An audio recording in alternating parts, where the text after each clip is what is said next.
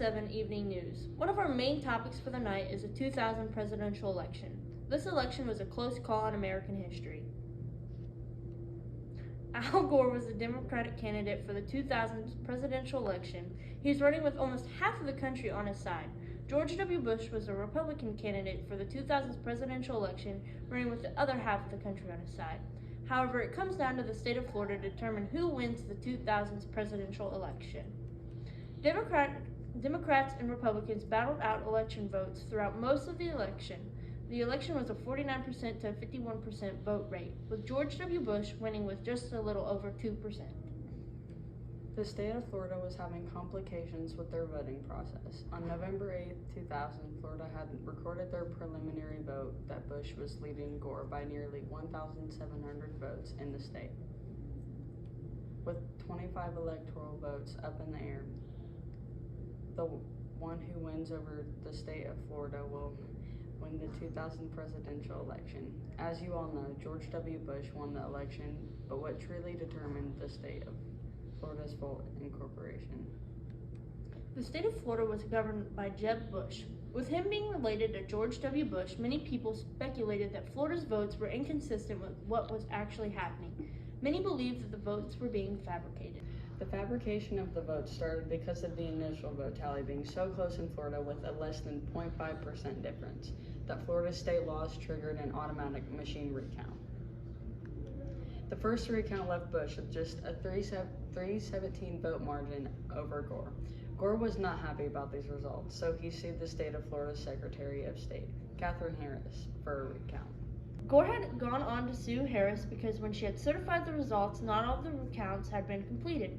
On December 8, 2000, the Florida Supreme Court sided with Gore and ordered that all statewide undervote ballots or punch card ballots that had been casted but were not registered due to a problem called a hanging chad needed to be recounted.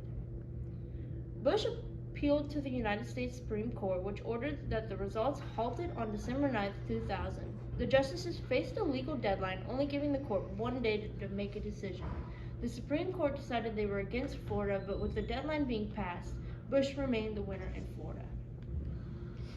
This controversy led many Americans to believe that Bush had fabricated the votes with the governor of Florida. However, with the deadlines being passed and recounts being made, there's nothing more the Supreme Court could do. Bush had gained Florida's votes and had won the overall election. After a short commercial break, we'll be back to talk about the Condoleezza Rice and the weapons of mass destruction. School's so boring. Right, I know. Here, have it funded. It all starts with the candy lick-a-stick. This is really good. Lick it up and dip endlessly for the sugary sweet taste. Once you eat all the powder, snack on the stick.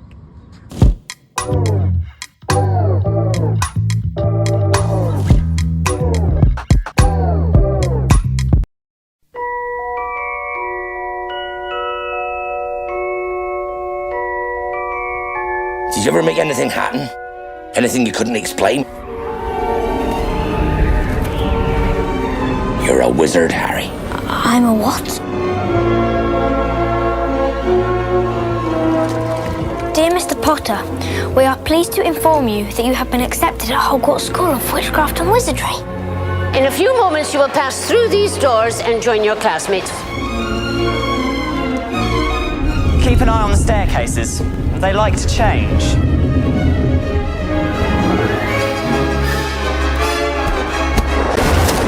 Good afternoon, class. Welcome to your first flying lesson. Stick your right hand over the broom and say up. Wow.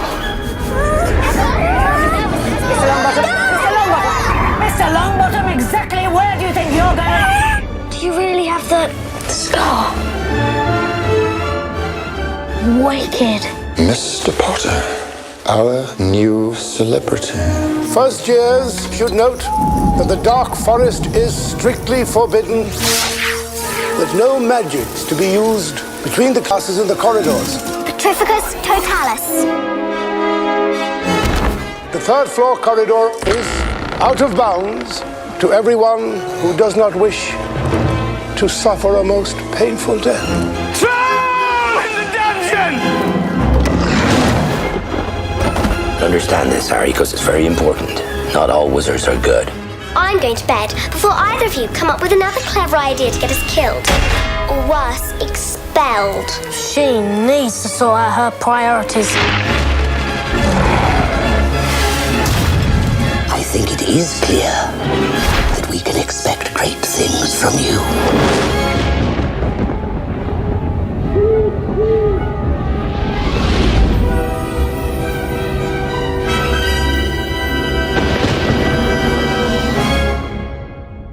Welcome back everyone to Channel 7 News. We are now going to talk about Condoleezza Rice. She's a member of the Republican Party. She's an American diplomat and political scientist. She was the first female African American Secretary of State, serving as the 66th United States Secretary from 2005 to 2009. She also was the first woman to serve as National Secretary Advisor, serving as the 19th National Secretary Advisor from 2001 to 2005. Condoleezza Rice was a very important woman, especially for women thinking about joining the state representatives throughout the country. Now we are going to talk about the WMDs of the United States. WMD stands for Weapons of Mass Destruction. There are three main types of WMDs. They are nuclear, biological, or chemical. In the end of 2000, the U.S. launched airstrikes in the mountainous region of Tora Bora, Afghanistan, where elements of Al-Qaeda and the Taliban were there. In Afghanistan, the Taliban used tactics such as suicide bombings, roadside IEDs, and shoulder-launched rockets on civil and military targets. Nowadays, there are a lot of treaties out there to ban the use of WMDs. After this commercial break, we will be back to talk about the tragedies of 9/11. The ring around your finger. Ooh, ring pop. You can choose the flavor. Ooh, ring pop. It's a lollipop without a stick, a ring of flavor you can lick. A wacky and sour flavor too. Ooh, ring pop.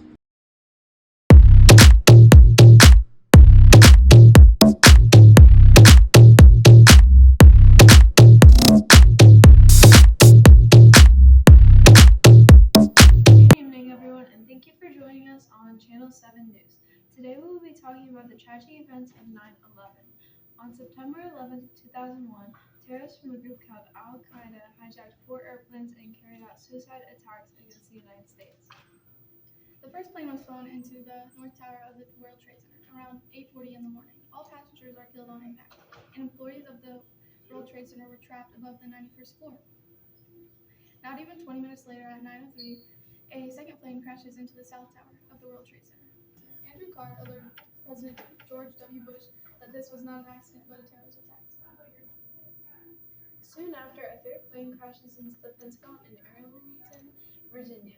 U.S. airspace is locked down, and all civilian airplanes are forced to land at the nearest airport. A third plane crashes into the Pentagon in Arlington, Virginia. U.S. airspace is locked down, and all civilian airplanes are forced to land at the nearest airport. Not even 20 minutes later, the fourth plane crashes into a field outside of Shanksville, Pennsylvania, after passengers fought back and crashed a panic away from civilians. Both of the Twin Towers collapsed, killing even more civilians. Around 2,977 victims died in the attack, along with 19 hijackers. 6 years later, a September 11th memorial was built for those who lost their lives. You can visit the memorial at the former World Trade Complex Center. That's all for 9/11 on today's segment of the Channel 7 News. Stay tuned for more after a short commercial break. Fair winds and following seas, man. Maybe it's like falling in love. That can happen. I was looking into his eyes, and they looked kind. I'm not just a killer anymore. I'm an investigator. And now I have all this evidence, forensics, the thing that I love. My background is biomedical engineering, computer forensics. You don't know what my personal feelings are. I think you should be careful. Semper Fi.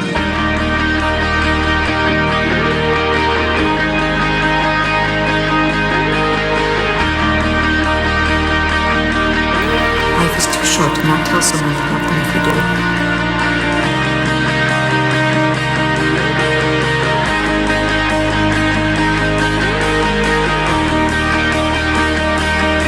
How many more lives are going to be ruined before we bring that monster in?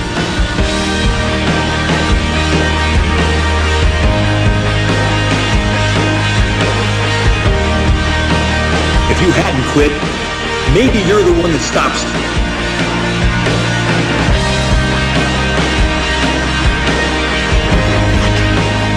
You don't want this being seen?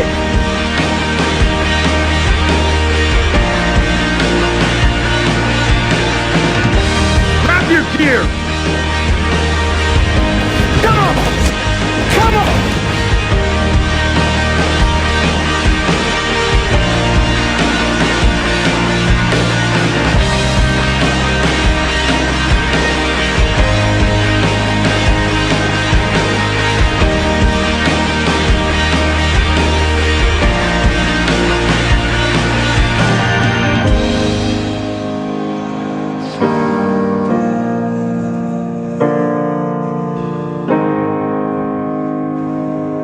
Some things just can't be undone.